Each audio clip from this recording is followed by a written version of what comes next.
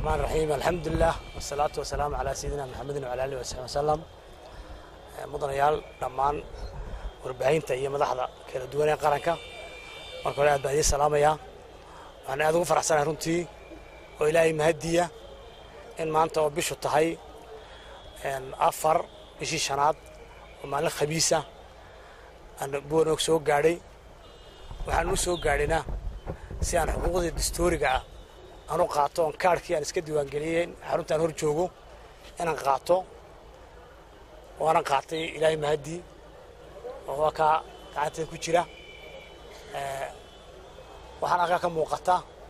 in hawsha ay muddada badan ka soo shaqeynay ee komishanku inagu xil saarnaayeen ee ahayd in dalka la diiwaan geliyo oo ka dhacdo doorasho xor oo xalaal ah oo qof iyo hal cod inay noo suura gashaba ka muuqata iyadoo dariiq dheer aan soo marnay maskax iyo muruq iyo maal badan aan ku bixinay. maanta waxay Ilaahay mahadiyeen labadii gobol ee lagu u horeeyay ee Awdal iyo Saaxil inay maartay ka soo dhamaatay goobihii dibadda sida uu sheegay gudoomiyaha komishanku.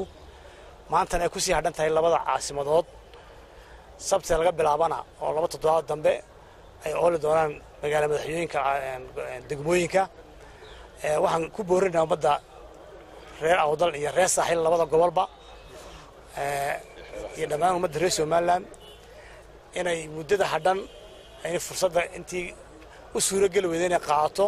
iyadoo uu duruufteenu adag tahay iyadoo dadkeenu reer guuraa u badan yahay oo ninna maanta halkii iska diiwaan geliyay uu joogin oo mar walba ay cimilada iyo duruufta ay keenaysaa inay halkii hore ay joogi karin. haddana la dadaalay oo maartay runtii juhdi badan la geliyay oo maartay kharash badan la geliyay oo la gurguray. haddana intii ay u suura gal weydeen 5 maalmood waxaan ku boorinayaa dhammaan shacabka reer Somaliland labada gobol ee hawsha ka socoto inay muddada 14 maalmooda fursadda ka faa'iideystaan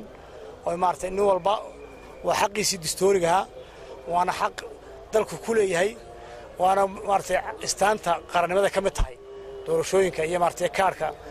hadii ay ka lagu codanayo hadii ka muwaadinimada intu wax ka mid tahay astaamaha qaranka aynu leenahay. marka waxaan leenahay gaar ahaan degmada Boorama waxa ku jirtay waxoogaa jiitana haddii farsamada markii hore wax naga qalloocdeen waa la saxayaa waa la saxayna waxaan leenahay 4 toddobaad ku haysataane waxa la idinka rabaa in si maartay sharaf leh oo karaamo leh inaad intiina hadhow qaataan oo maartay inay codkiina ka lumin walaalihiina kale ee dibadaha ana maartay degmada inteeda kala abday tahay dadka xadka maartay laga soo dhaweynayay iyo dadkii degmada inteeda kala inay soo dhaweysaan aad iyo aad baan idinku hambalyeynaa dhammaanba hawsha fiican guud ahaan qabateen dadkii wasiiradii xildhibaanadii madax dhaqameedkii dhammaanba hawsha ay qabteen iyo komishankaba iyo maamulada gobolka iyo degmooyinka meel ay joogaanba iyo dhammaan shaqaalihii ka soo shaqeeyay runtii ardaydii jaamacadaha dhammaantiin baan wada bogaadinayaa. waxaan la jasaakum Allah khayr wa salaamu alaykum wa rahmatullahi wa barakaatuh.